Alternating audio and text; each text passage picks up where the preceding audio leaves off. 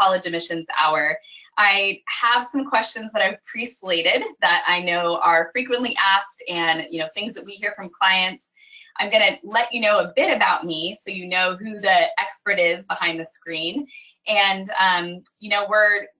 what I always say to people is that what often happens in the college admissions process is you sort of don't know what you don't know until you get to that point in the process and you start to wonder, oh, what am I supposed to be doing now? Or, what looks better and things like that. But I know that you have some questions and things on your mind. What I will say is that we are encouraging these questions so much that if you get the courage to type a question in that question box, you are actually going to receive one of our best college resources, one of the best college guidebooks that are out there. Our best 382 colleges, our brand new 2018 version that just came out in September. And so please do ask away. If you ask a question, you're going to get a book, and it's as simple as that. And I'd love to just sort of know what's on your mind as we go through this.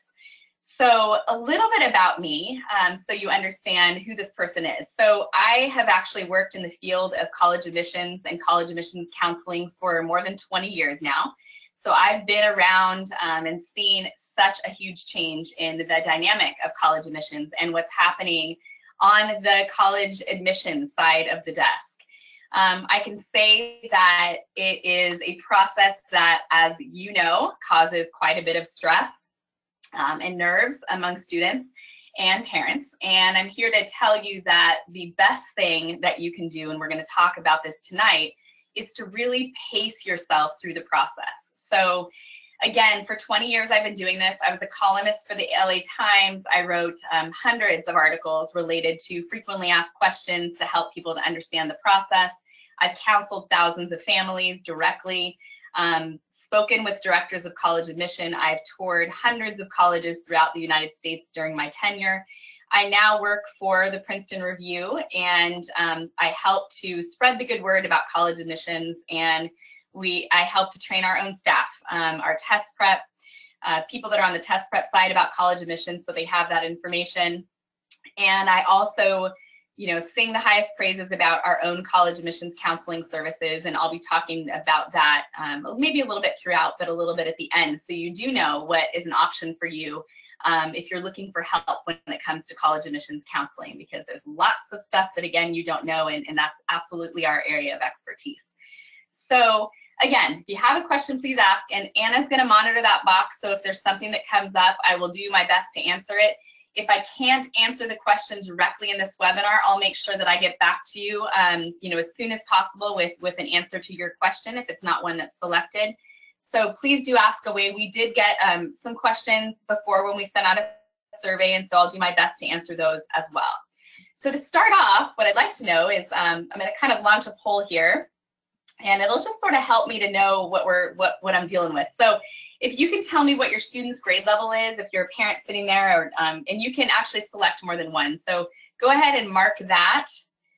And then the next question I'm going to ask after we get that done, and I can see sort of how many people have put in their answers. So we do like for everybody to please click something. It just helps to sort of know who you are. So we've got about 75% so far have voted. So please do put that in there. Again, it's going to help me to decide what we're going to talk about tonight. So take another couple seconds. I'll go ahead and close that poll right now. Alrighty. So we're looking at the majority of your juniors, which is great. We do have some seniors, so I'll make sure I try to address some of that. Seniors, if you have some specific questions right now related to the application process or something, please ask those questions, because what I've planned has been more for underclassmen, but I want to make sure if you have some urgent questions because of where you're at in the process, you ask me, because if not, I may not get to it, okay? And I love that we have some freshmen in there, or parents of freshmen, because absolutely the earlier the start, you start, the better. The second question, if we can ask who you are. If you are just a student sitting in the room without a parent, click that. If not, maybe you're just the parent. If there's both of you together, check that as well. If you are here not for student or parent purposes, but you're an educational professional, we like to know that as well. If you're a counselor or something else, or grandparent, or that's great. Okay, so we've got quite a bit of, it's so mixed. Okay, Great, good to know, good to know. I love this. We've got lots of mixes and quite a few just students that are in there. Okay. Alrighty, so to start off, what I want to do is I want to ask you this question. I want to know, true or false, whether or not you're nervous about the college admissions process. And be honest, you know, I'm not going to call you out. You know, we're looking at lots of students who feel this way. It's completely normal for you to go through this and feel a bit apprehensive.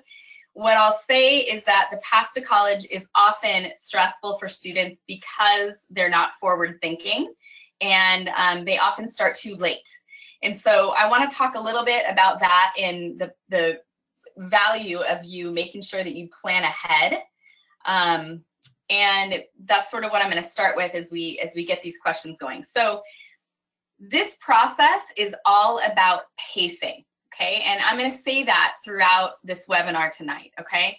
If you are a junior that's in this room right now, what I want to say is that there's a lot that you have to think about, but what you want to do is you have to know you don't have to think about everything at one time. So you want to compartmentalize and chunk out the pieces that you need to be thinking about. And what I say to everybody is that the best way for you to think about what you need to do when is for you to think about this.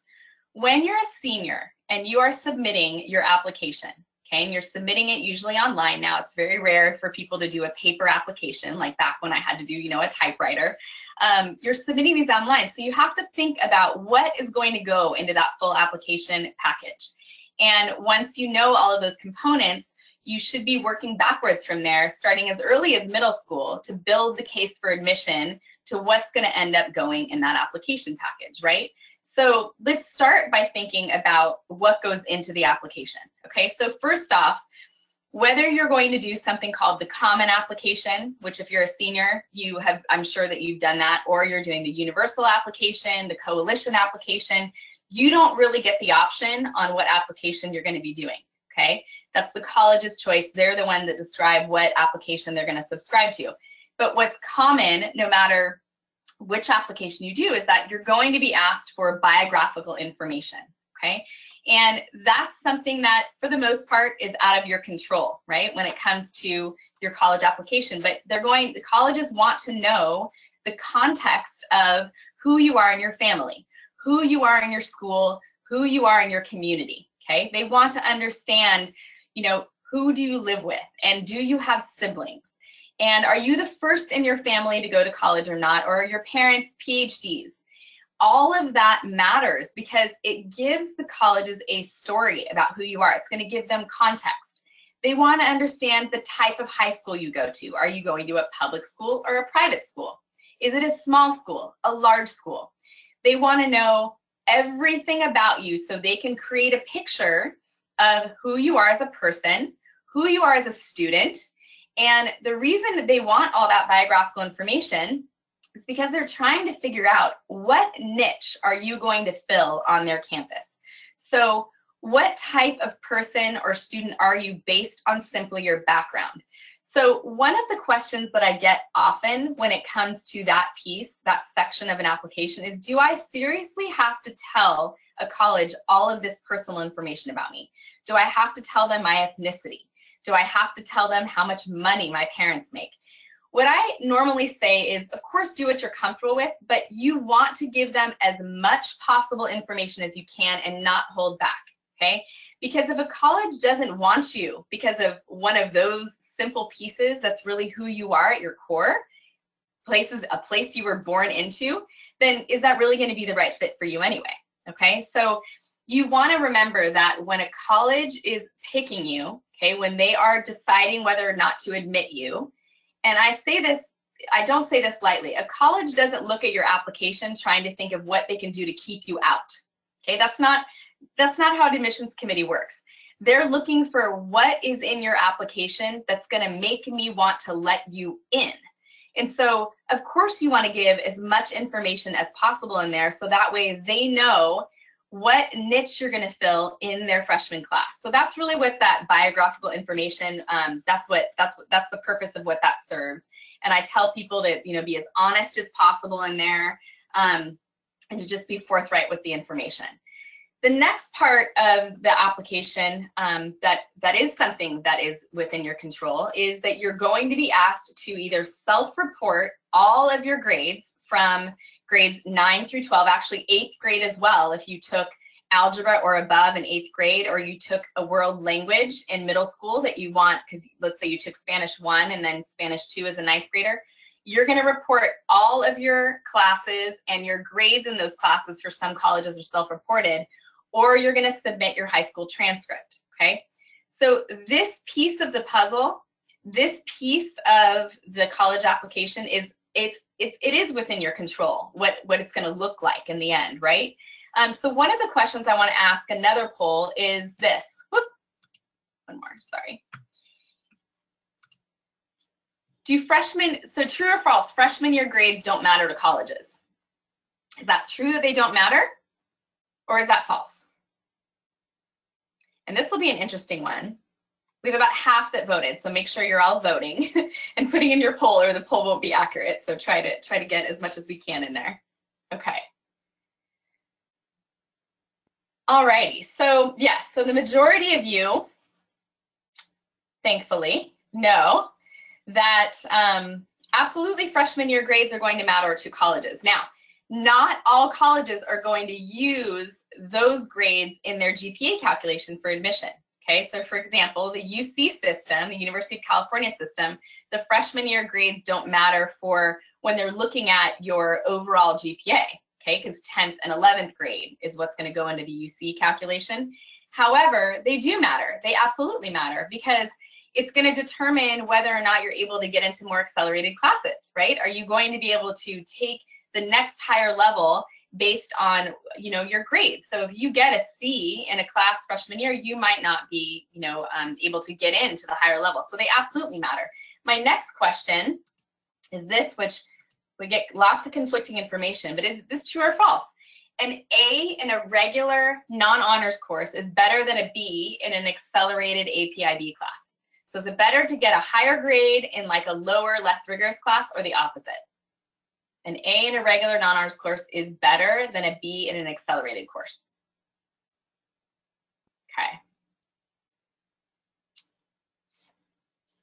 Okay, good. So it is absolutely better for a student to rise to the occasion and to level up. If your school is one that offers a variety of levels, one of the biggest mistakes that people make is they try to protect their GPA and take the easier class. And that is not something that the majority of the colleges in the United States will recommend, okay? The college, when you look at your application package again, the college is actually going to get your high school's profile. And so the college is going to be able to evaluate the number of AP classes that are available at your school. They're going to evaluate the percentage of students that are in those classes. That's usually part of the profile. And then they're going to look at your transcript and they're going to see, what did you choose to take advantage of? And so if they look at your transcript and they see that, wow, you're a straight A student, but you didn't take any accelerated classes, or you just took a couple to play it safe, that is not going to fare well. The more selective the university, the more they're going to want to see rigor. And I'm not just talking about the Harvard, Stanford, Duke, those types of schools.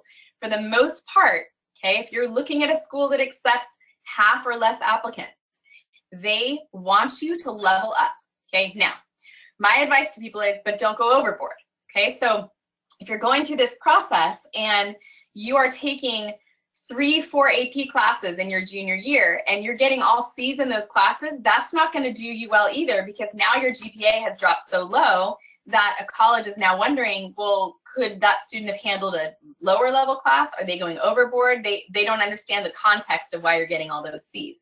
So it's important for you to really find balance in that, and your transcript is the most important piece of the entire application package. So if you're a 9th and 10th grader, which I believe about 25% of you are that are in this room right now, you need to be thinking about the path to getting more AP classes, okay, under your belt, but doing it without going overboard. what I tell people is the more selective the schools that you want to apply to, if you want to be applying to those uber selective schools, you need to be looking at upwards of 10 or something AP classes or more if it's offered at your school by the time you graduate, okay? And that brings me to another question. And again, if you have questions about what I'm saying right now, please ask away, okay? It's going to absolutely help me to know where you are, and I'm seeing some. I'll look at those in a minute.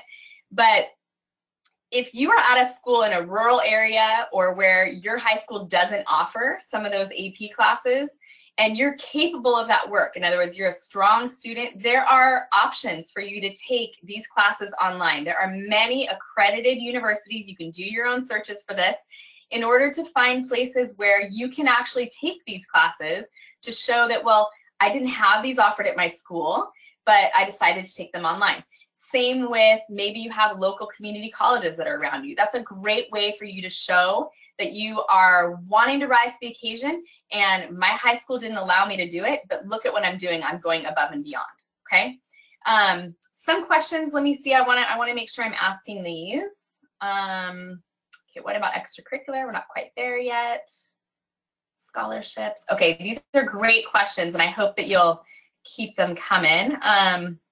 And Anna, I might need you to interject and ask some when the content I'm talking about, if you want to jump out and say some of these questions, because I want to make sure that they're being answered, because we have a lot. Sure, absolutely. That might be the best way to do it, is just to kind of start as we go through that, asking questions. I want to make sure it's answered. Anything in there about AP?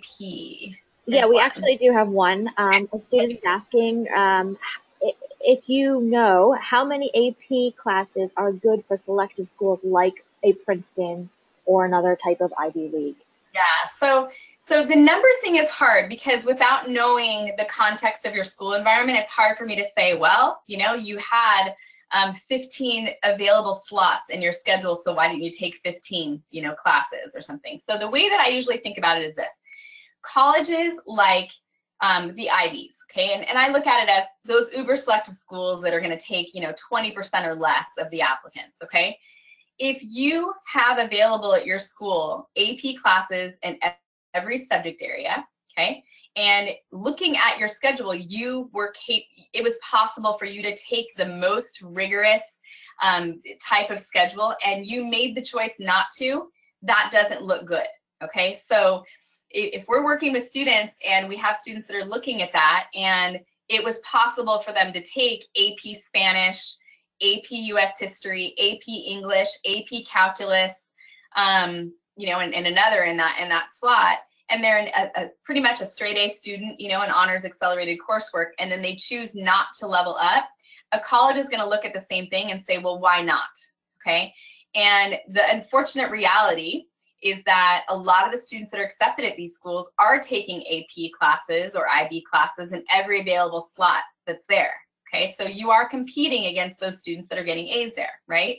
The more AP classes that you take, there's obviously a correlation between higher test scores as well, because you have more preparation. You're able to take more subject tests, SAT subject tests, because you're more prepared for that type of class. So it's not like there's a set number, but you want to look at, okay, you know, if you're on a 6-period day and junior and senior year, that's 12 possibilities, then probably you should be taking about 10, and then maybe 1 or 2 in your sophomore year if it's available, okay?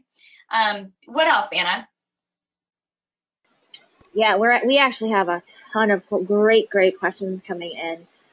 Let's see, stuff around APs and coursework. Question about GPA. Will an overall increase in GPA over the 4 years help you? Overall, you mean, okay, so I'm thinking that what that student is asking is a rise in the GPA. So let's say freshman year, you were, you know, like a B student and you were getting like a 3.2 or something. And then junior year, it rises up to a 4.0 or something. All of a sudden, you realize what school's about, you know, and the light comes on. Absolutely, right? So colleges are looking for an upward grade trend in increasingly more rigorous classes, okay? So I'll say it again. Colleges are looking for an upward grade trend in increasingly more rigorous classes, because if you get, you know, an A level GPA in your junior year, but you just level down in all of your classes into regular, that's not going to look good either, right? So absolutely. And I will also say that colleges are forgiving if you mess up a semester. They absolutely are. And that's something, I mean, everyone needs to take a deep breath on that, because I get questions about this all the time. I'm taking physics, and it's the hardest class I've ever taken. And I have a C in that class. I need to drop it. I'm never going to get into that selective school. I tell students, don't you dare. You keep that class, and you show that you're tenacious, and you show that you're willing to have it out, you know, with that curriculum, and you know how to get help. And maybe second semester you get a B-, and that's going to show that that, you know, you're resilient, right? That you don't just give up every time that you get a lower grade. With that, the rule of thumb I tell people when you're thinking about dropping a class, okay, is you always want to be careful about leveling down at semester. Okay, that looks funny. That's a red flag on a transcript. But you should level down if that class is causing you so much grief and it's bringing down your grades in all your other classes, then that should be a no-brainer for you. Okay, by getting out of that class, all of your other grades are going to go up, right? So you have to sort of balance that and think about you know, what you can handle. I also want to say that we're talking about selective admission right now, right? Because you're here because you want to know what you can do to gain an edge. But what's important is that you don't go overboard just because you want to try to get into one of these uber selective schools, because the reality is that most students don't get in. So you have to be really careful about what it is you're seeking out and looking for, and your high school experience also needs to be important when you're balancing what you can handle. The other piece is, for the parents that are listening, I'm not sitting here advocating that every student better take 10 AP classes by graduation. I am not saying that, okay? That is not the path for the majority of students in the United States that are college bound. Absolutely not, okay?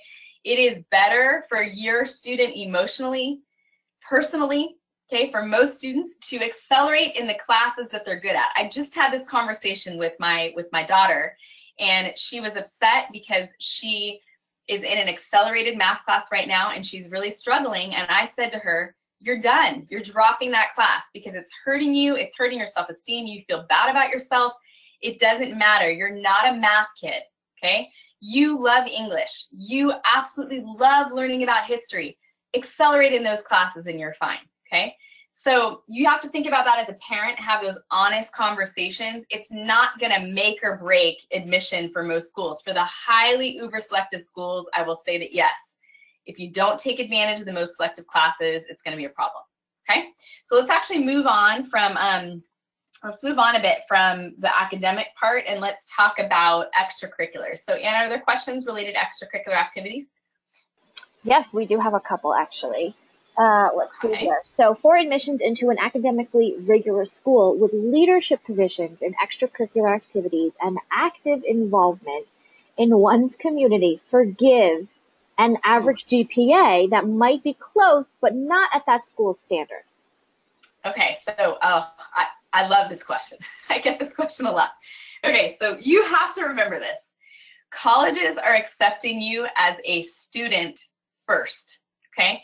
And the National Association of College Admissions Counselors, NACAC, every year, actually they skipped a year in there, but they have a State of College Admissions report, okay? And in that report, it ranks the most important factors when it comes to college admission. I will tell you that never, ever do extracurriculars make it in the top 5, okay? So what is the most important are your grades, your test scores, the quality of your curriculum, okay?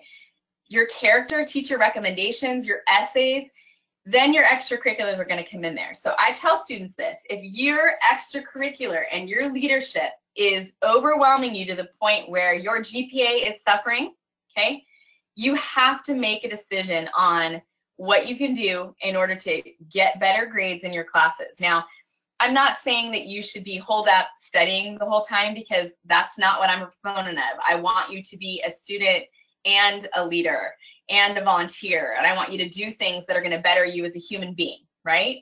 But when it comes to college admission, again, the reality is those really selective schools have students with strong GPAs that also are leaders, and they're also doing a lot outside of the classroom. So pick and choose very carefully. When we're looking at extracurriculars, the rule of thumb is this. If you're someone that's thinking of your extracurricular activities in terms of the time that you're serving, right? I spend 20 hours a week in the pool. I spend 15 hours a week volunteering.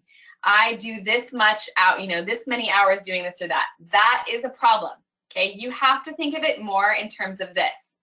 What are you passionate about? What do you care about that when you're in college, you might want to keep doing, okay?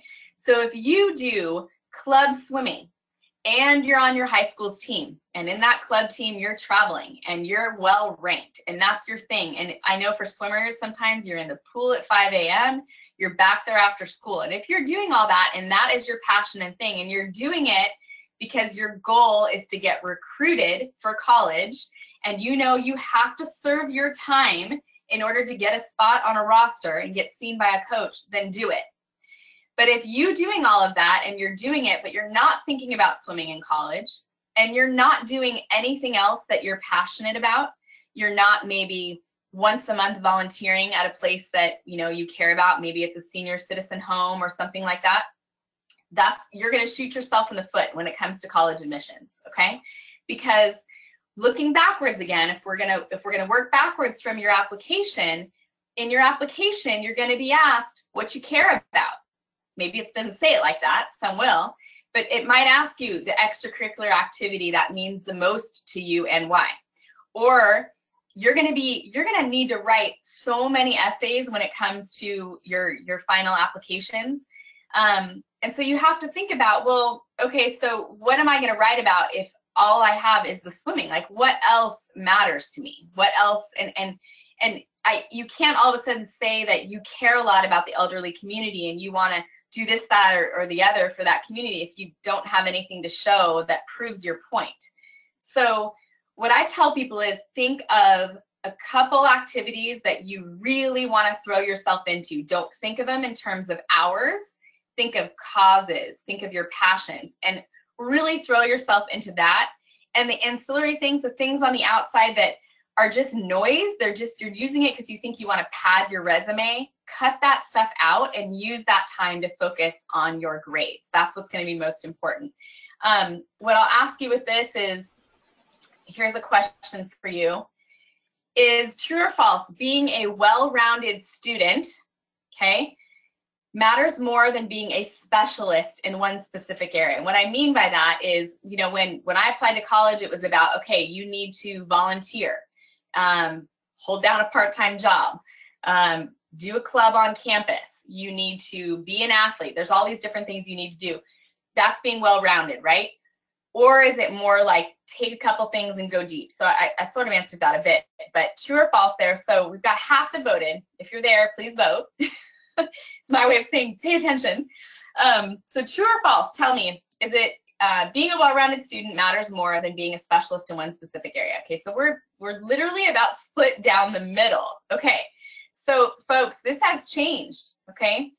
There are so many people applying to college right now because of the online platform. A college gets to now pick and choose its swimmers, its artists, its volunteers, its leaders, its followers. They get to fill every niche because of who's applying. Being well-rounded now does not matter as much as you showing passion for things that are specific, as you specializing in an area, okay? So this is what I tell. If you're a younger student, if you are a parent sitting there and you have a freshman, allow them to dabble in different things for maybe a semester, maybe a little bit more than that. After that, a student should pick one or two things they care about and go full force into those. So that way, when your application package is received, and what will happen is you'll end up doing an activities list, okay? And usually in the activities list for the application, you're going to be able to list about 10 different activities in order of importance to you. That's often how it's phrased in the application. So working backwards again, let's think about this. In order of importance to you, what activities are the most meaningful? So think in your mind right now, do you even have 10 activities? Okay, maybe you don't need to, okay? But maybe, you do club athletics, you do high school athletics, you read for pleasure, you babysit on the side. Think of what those things are and then how you'd order it, and then look at how much time you're spending on each activity, okay?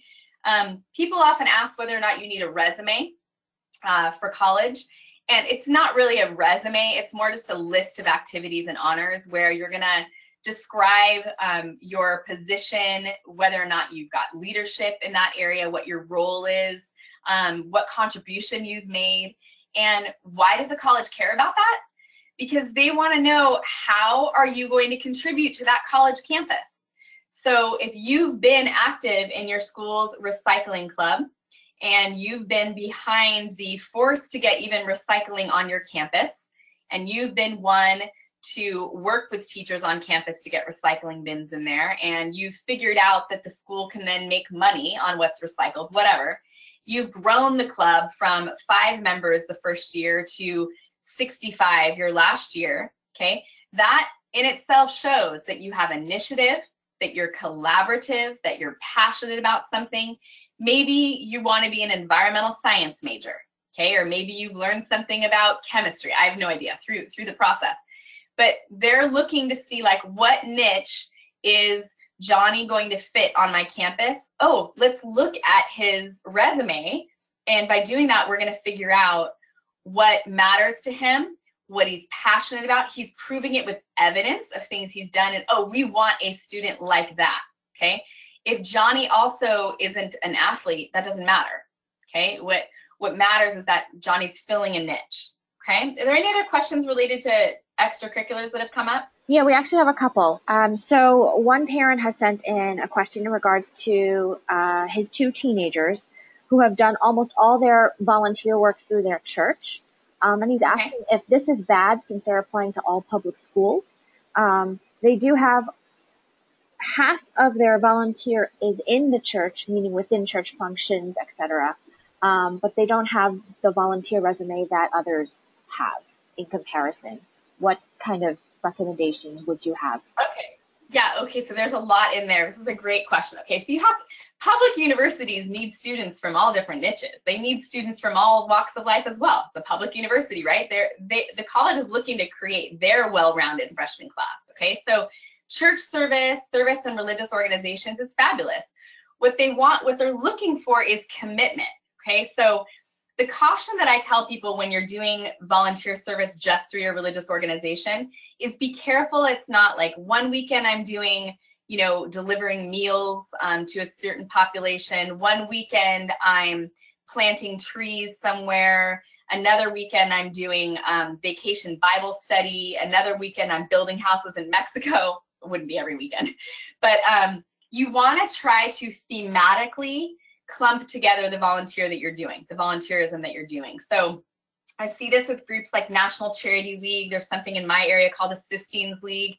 And what I tell students is don't think of it in terms of hours, because that doesn't matter.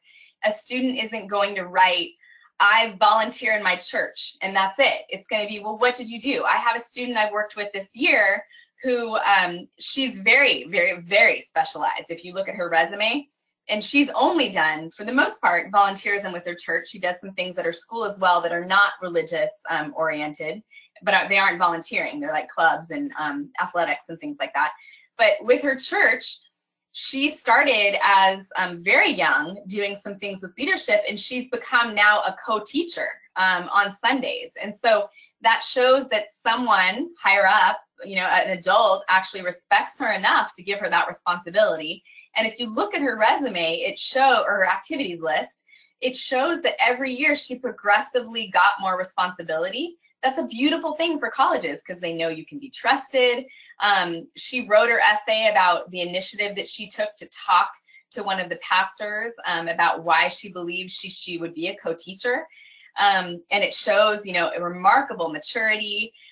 She wrote another brief paragraph about an interaction with a little boy that she had that was really challenging, and how she overcame it. So it is about what your story is. And so you don't just want to say, well, I only do church activities and, you know, there's nothing else I do to volunteer. Well, you know, that's okay.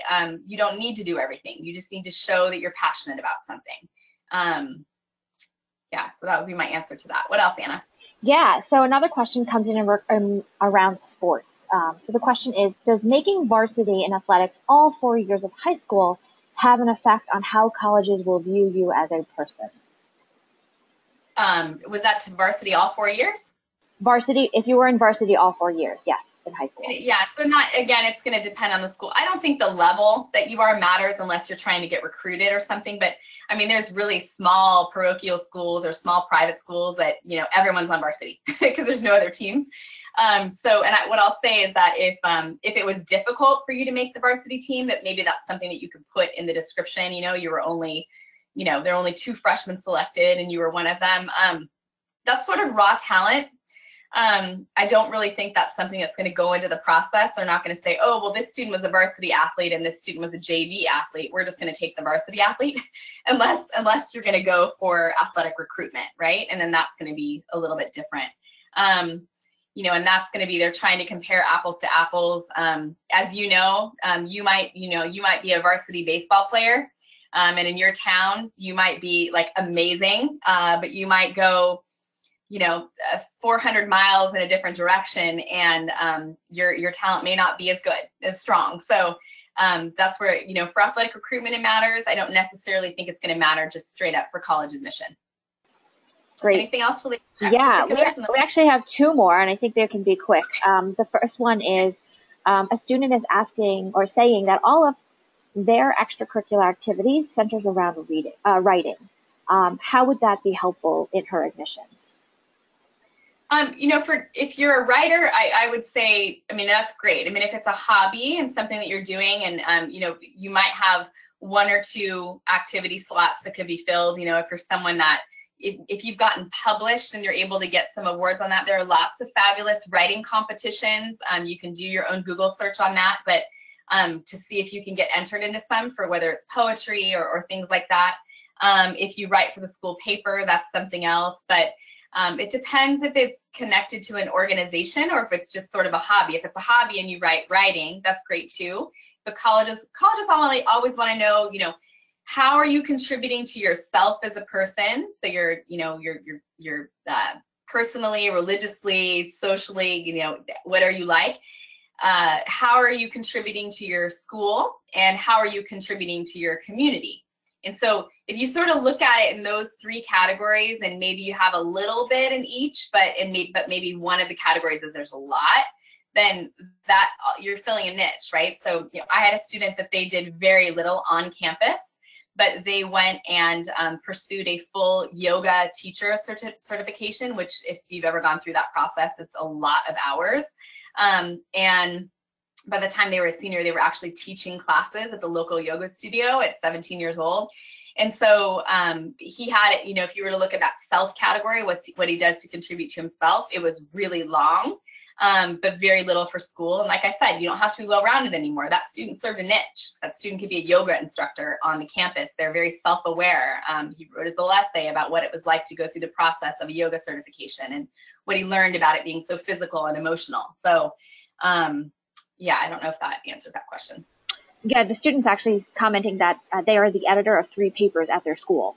So yeah. I think that speaks very highly. Yeah, that's great. Yeah. So, you know, that would fill 1 slot, right? You would say, you know, what your school paper is and that you're editor-in-chief, and then you'd go through what the background is. So then it's like, well, what else? So have you done a program that's related to journalism, or, you know, on the side, are there publications that you read, or do you have a blog? You know, that's where you get into that thematic, oh, you're a writer. Okay, so what else besides that will illustrate it? I know being an editor, it's tons of hours, so it just sort of depends on what your role is. Okay, let's actually, after extracurriculars, we're going to move on to talking about college essay, right? So we're looking at all the things that go into your college application. So we talked about biographical information, we talked about transcripts. Now, activities list we talked about. Next, we're talking about essays. So if you're working backwards, okay, what I want you to think about is this, and I may have already answered it, but let me see if I have this on here. I don't know if I put it on here. Here we go. Okay, so true or false? The application's such a breeze now with the Common App, if you've heard of the Common App. I'm only going to need to write 1 essay. I think I answered this already, so Okay. So I will say that even a few years ago, when I used to ask people this, or a lot of people ask me about, how many essays are needed when you're actually going through the process, and we have people not voting. Please vote. We like it when you vote. Then our polls are going to be more accurate for who's in the room. So please vote. Okay, so we have about a quarter of you saying that that is true. Okay, so let me tell you that is absolutely false. Okay, of course it's going to, if you're applying to one school, you might just have one essay, your main personal statement, but for the most part, on average, and this has been all over blogs from counselors talking about this, especially this season. I have been in this field, like I said, for 2 decades. I've seen tremendous change in the amount of work that goes into these applications. I'm going to say that on average, if you're applying to, 6 to 8 colleges, okay, which is the average. Ours here at Princeton Review with our clients, they look at, approximately 8 different schools, 7 to 9 applications is average. You could be writing up to 10 completely different essays, okay?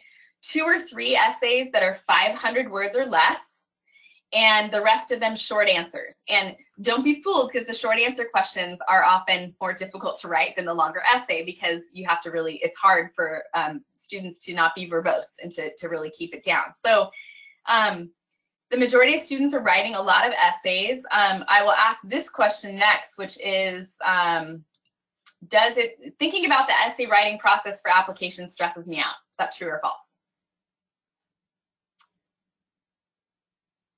Okay, so as we're tabulating that, okay, we again have roughly a quarter of you saying it doesn't, and the majority of you say that it is stressful. It stresses you out to think about it. So we're thinking backwards.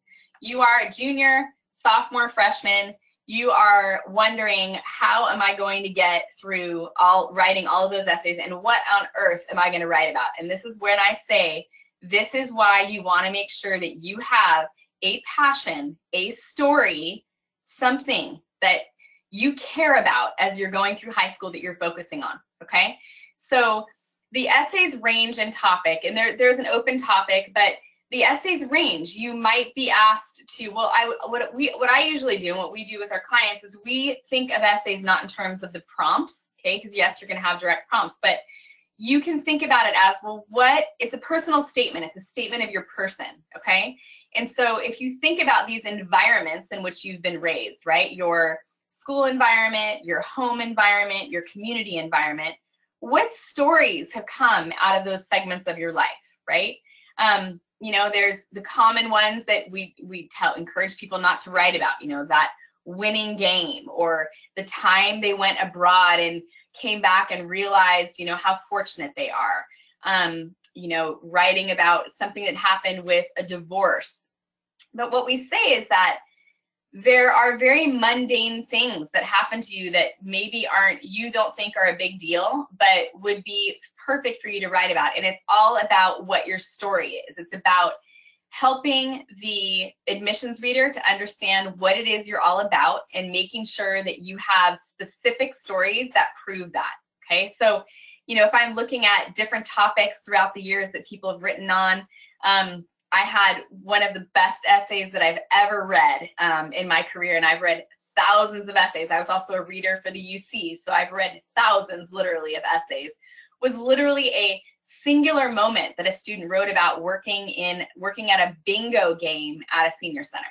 And it was probably the funniest essay that I've ever read.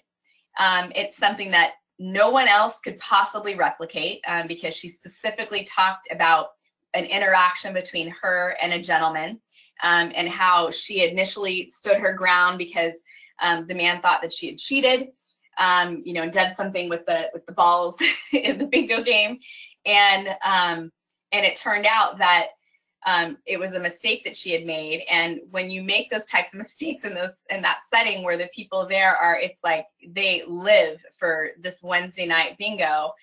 She just talked about her learnings, and it was a great, fabulous essay. That's a very small little moment that she had. She didn't write about her entire experience over 4 years working in this home, right? So the deeper you can go with specific interests, the more stories you're going to have that might illustrate a quality like leadership.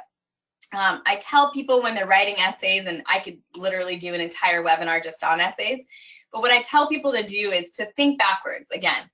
What qualities do you want the college to know about you, right? I tell people to think about, and maybe you use a list of, the 50 words that are related to attributes, and you circle 10 that really show who you are, and then you come up with stories that really illustrate that. Maybe you're a risk taker, and you're going to write about the moment that, you paddled out. I live in California, so you paddled out in search of the orca whales, that were off the coast of Dana Point one week or whatever. But you have to think of what story it is you want to illustrate for the school that they're not going to see in any other part of your application. Maybe you had a particularly trying semester and your grades really went down, and there's a story that really illustrates what happened. Or the opposite, maybe you absolutely knocked it out of the park and you exceeded all expectations, and what was it that changed within you?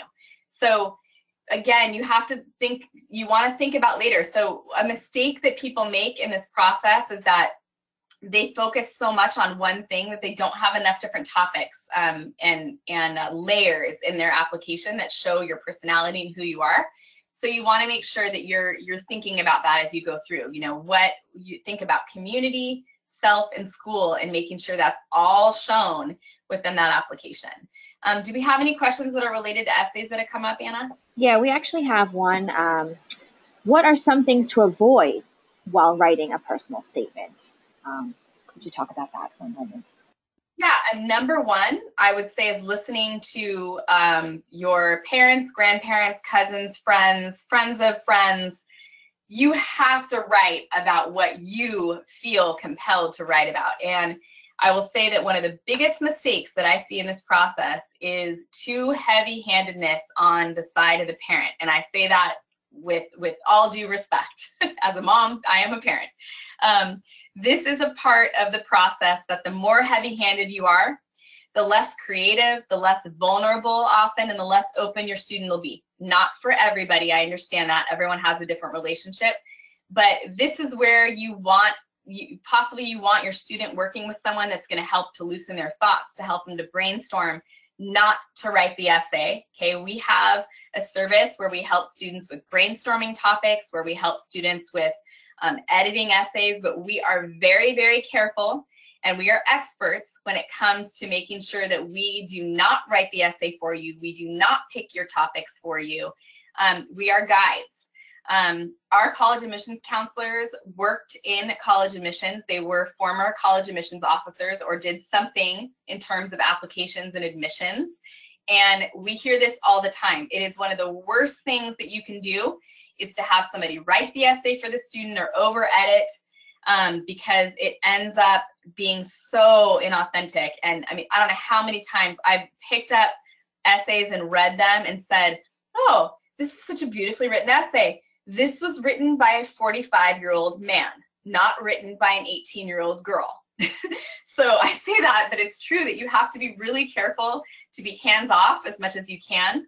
That's a big mistake. Another is it's too formulaic, like you get a book, the 50 best essays, and they're like, oh, I have an essay like that, and you copy it, or do something close. Just not being who you are. I also see some essays that are far too short, that there was way more to the story, and that you're just sort of immediately getting to the punchline, and you're not really luring the reader into your story by having like a great hook at the beginning, starting with a clear anecdote that's going to be like alive and really throw the reader into the action. That's what you want to focus on in your essays. And again, we have a great service that helps with that if you are a senior and you're in that or you're looking for that as well. Apart from essays, I think, and we only have a few more minutes. So Anna, do you actually want to maybe just pick out a few questions that we want to focus on, and then the last 5, I just want to talk a little bit about how we help. Absolutely. Let's start with a question around early decision. Is it worth applying early decision over regular decision because of the usually higher acceptance rates? Okay, so well, let me start by saying that's not true for every school. Okay, there are some schools right away that will say that their early decision and their regular decision rates are similar. Let me start by actually explaining what early decision is, because I know a lot of you don't know. Okay, and actually, I wonder, did I have a poll about that? No, I didn't. Okay, so all right, so early decision is, not all colleges offer all application plans. Okay, most colleges offer regular decision or priority decision, and what that is there's a deadline. Usually the deadline is going to be anywhere from end of November to January 1st, and it's regular decision. You make sure you file your application on time, that your test scores come within a couple weeks of that or whatever to complete your file, and then you get a decision usually March, April. And you have to decide where you want to go by May 1st. That's your intent to register deadline, the national deadline, when you always have to tell a college, May 1st of your senior year. The other plans are early decision, early action, and restrictive early action or single choice early action. Early decision is when a college offers this plan, and they also have, by the way, early decision 2, but we're going to talk about ED1, early decision 1.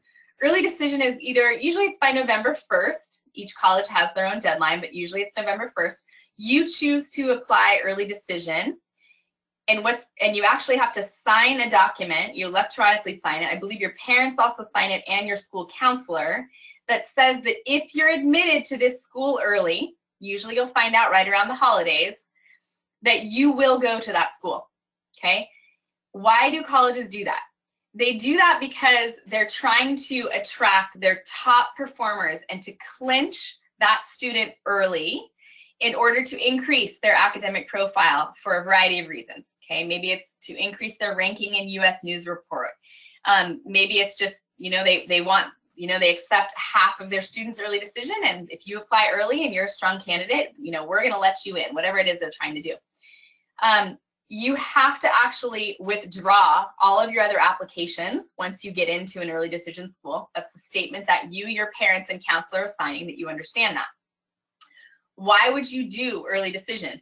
You would do early decision if you clearly believe that that college is your cup of tea. You want to be at that school, and you are declaring your heartfelt love for that school, and that is where you want to be, over any other place that you've visited or looked at or researched, okay?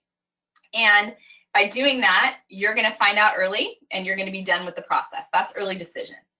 Early action is similar, but it's not binding. In other words, if you get into a school early action, you don't have to go, okay? So you get in usually by the holidays or maybe January for some schools, and they're going to tell you that you get in, and great, it's an option. You put it in your back pocket, you go throughout the rest of your time. I will say that I do recommend that students apply early action if it's offered, because it's nice to have some decisions earlier than others, so that way you're not just waiting till April to figure out where you're going to be, in the next few months. That's nice. Usually you can apply early decision and early action. You're allowed to do that. You just can't apply to more than one school early decision. Restrictive early action is like Stanford has it, where you can apply to that school early. You're not allowed to apply to other schools early, okay? But if you get in, you don't have to go, okay? So that's kind of a little change. There's only a few colleges in the country that offer that. Is it recommended? I recommend early decision for strong applicants. So especially if you're applying to the Ivies and you are a strong applicant, which a lot of the applicants are, if you have a clear first choice that has early decision, or maybe it's one of your top 2 choices, early decision, I recommend that you use that ticket and you do it, because it's such a shot in the dark with some of these schools that, why not increase your chances by doing that. Is there anything else? Anything else about this? Okay. Can I take one question and then I'm going to close it up? What are some of the best practices or tools for a student to help assess their interest towards a major or career, especially when they are not really sure where to even start? Do you have any recommendations for that? Yeah, so that's a good question. Let me start by saying that you don't need to declare a major in your applications. And that's sort of a big myth out there, that you at 16, 17, 18 years old, you need to know what you want to do for the rest of your life. In other countries, that's not the same, okay, where there are vocational assessments and there's different surveys that are given early. I mean, 12, 13, 14 years old for you to decide, you know, what you're going to do for the rest of your life. That's not how it is here. We have a survey, we have a profiler on our site, Princeton Review. We have a great survey that you can take that can help with that. And you can also, there's different like Myers-Briggs surveys. There's something called Do What You Are. It's a profiler. Most of them might cost a little money for you to do those surveys. There's some free ones that are on site.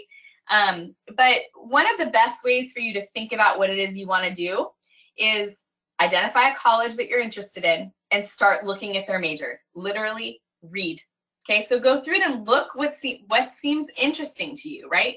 Most of you in this room right now, you know maybe a dozen or more, if that, majors really intimately. You know the ins and outs of what it is to be a business administration major, maybe not, what it is to be an English major, psychology major, biology major. But if you just go through and read it, and I'll say like Brown is a great example, right? Brown is a school that's open curriculum. One of the ways that they help students to identify what their area of study, what their focus is going to be, and it's called something else, it's not called a major, is conversation, is going through and having an advisor that's going to talk to you about classes. They have shopping periods where students can actually, in the first, I believe, couple weeks of school, they get to check out different classes. And you can do the same thing with a course catalog, just going on these school sites and exploring your interests and having conversations about that, talking to people about what their majors were in college. You want to spend time researching. In our service, we do that. We have it in our sophomore service. We spend time with identifying majors. In our full service, we have, you know, time where students are doing surveys and they're understanding, they're getting a better understanding of what it is they want to study. But my caution about that is that the more open your mind is, the better, because most colleges are not going to require that you're going to declare a major. Instead, they're going to ask, what is your academic area of interest? You know, why is our school a good fit for you? And they're going to want to know what your interests are, plural. They don't necessarily are going to require you to say like, this is the major that I want to do and what I want to stick to. Okay, so hopefully that answered your question. Some things just to close, so you know, if your question wasn't answered, we'll do our best to divide those up and to make sure that you do get an answer, because we see several and we appreciate so much. You will get a book for those of you that did write your question. We here at the Princeton Review, a lot of you know us, you know, test prep company. We have stellar test prep services. We also offer college admissions counseling, and it's one of the things that we do best. And again, the people that you work with, you are personally paired based on your profile and interests with a college admissions counselor that was a former admissions officer. You also are assigned a college coach that works as your project manager to help you through the process. We currently work with students who are sophomore, junior, senior transfers in grad school. We will actually, coming up in the spring, we will be offering our service as young as middle school, because we all know that hindsight is 20/20, and so it's important to start thinking about classes. It's a great service. We offer a free college admissions consultation with one of our college admissions enrollment experts. I'm going to launch our final poll, which would be great if you can let us know this. We do have a free consultation. If you mark that you are interested in this, this is a consultation that is for both the student and the parent, or just the parent. We don't have just student-only consultations. And it ranges 30 to 45 minutes. We have different questions we ask you to find out where you are in the process. You have the opportunity to ask us questions, and then we can talk to you about recommended services that we have. It's not a sales pitch. That's not what we do. So, you know, you obviously will make sure that, you know, you get a lot of value from this as well. We do also offer hourly consultations with our college admissions counselors. That is a fee-based service, and that's something that that our college admissions enrollment experts can talk to you about. So if you want to, vote on that, would really appreciate it. We've got about half the people. It's okay if you say no, if you're not interested, but if you can let us know yes or no, then that way we will make sure we follow up with a phone call if necessary. Our next, let's see, our next college admissions hour is going to be the first Tuesday in January. It's always the first Tuesday. You do have to re-enroll if you're interested. I will be sharing in that one the myths about college admissions and setting the record straight. We'll be talking about that. There's always the opportunity for you to ask questions at the end. And hopefully you'll follow our Facebook page. We have lots of great webinars. We have another one that's coming up on Tuesday that's going to dissect PSAT scores, which I know are coming back. Those of you that don't have it in your hand, I believe they're available, I want to say the 10th, but I could be wrong on that. And so hopefully you'll follow us and you'll get lots of great information from the Princeton Review. And so thank you. I appreciate your time and I hope to see you again soon. Happy holidays.